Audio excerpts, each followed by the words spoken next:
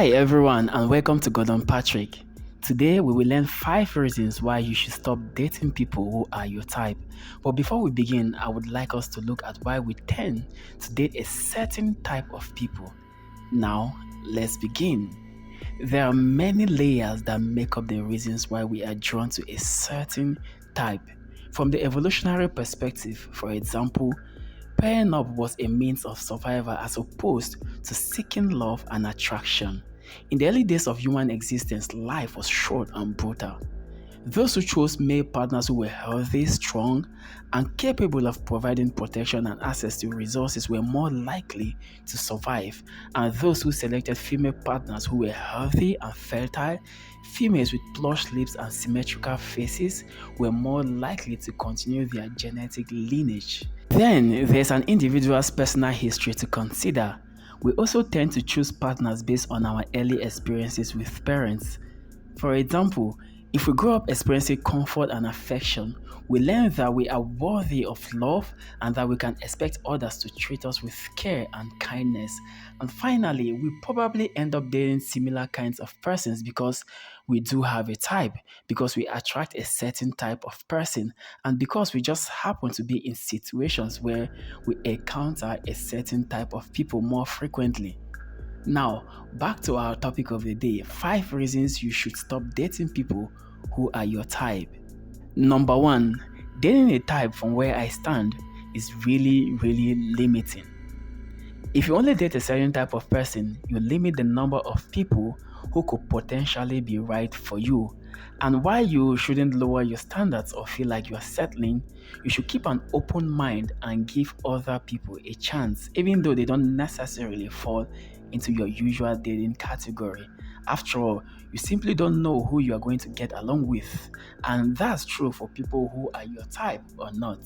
Statistically speaking, if we reduce the dating pools to singles who meet strict physical and monetary criteria, our odds of meeting someone who also possesses the personality traits that are conducive to lasting happiness significantly decrease.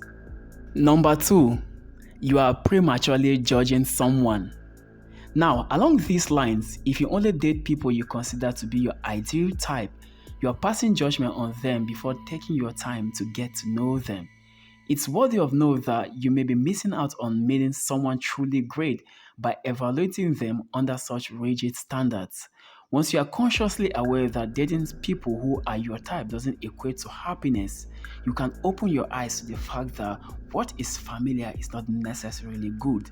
Try not to judge people quickly, but rather allow the relationship to grow and become more comfortable with time and change.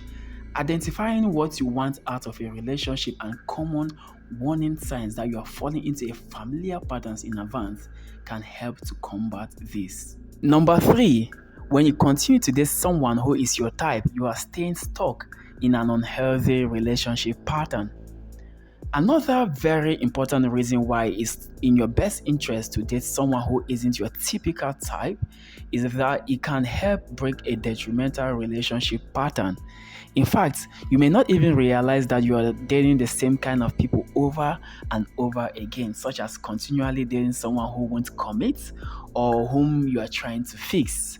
That being said, if you've experienced a pattern of chaotic, deceitful, abusive, or an uncaring dating experience, then I would urge you to seek some professional advice.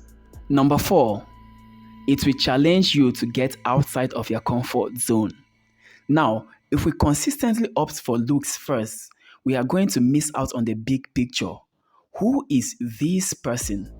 What are their strengths as a human being? What kind of heart do they have? Will they treat me right? Listen, the way to look beyond your comfort zone is to find someone who has something other than what you would usually find attractive. Is it the way the person treats people?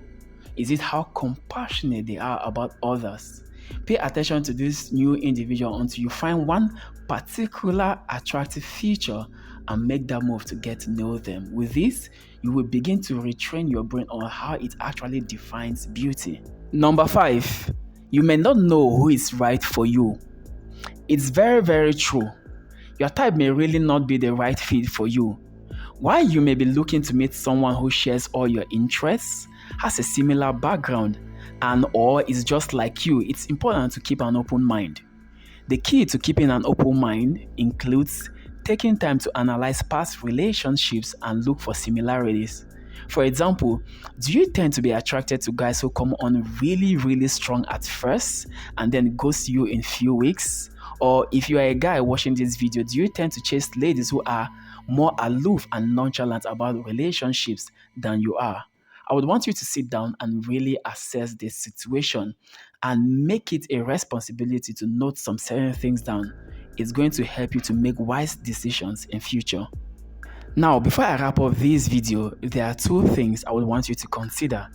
The first is, when it comes to relationship satisfaction, it's important that a person considers traits like high level of agreeableness, being kind, being tolerant, having emotional stability, and lower levels of novelty seeking. Now, while these traits may not sound as sexy as a combination of good looks, wealth, and adventurousness, research has shown that couples who rate their partners higher in the stable stuff have the highest level of intimacy and sexual satisfaction. Secondly, here's what I want you to think about. It may also be helpful to understand your attachment style. Now, people who approach relationship from a secure-based attachment believe that they are deserving of love and that they will find love. So what does this really look like? They communicate their needs and wants clearly. They are transparent about their deal breakers and tackle red flags head on. They also give their partner the benefit of the doubt and extend grace to them. Additionally, people with a secure attachment style know how to balance their lives as a couple and their own life outside of a relationship. The most important point I want you to take home is that you need to stop limiting yourself to a certain type of person, a certain type of look all the time. There may be a hindrance to a better fulfilling relationship because you are fixated on a certain type. Let's know your thoughts. Write them down, leave a comment below. If you like this video, smash the like button, share it so that many people can weigh in on this topic. And if you like the video, subscribe to the channel, turn on notifications so you get informed each time I post a new video. I love you guys a lot. Do have a wonderful week ahead.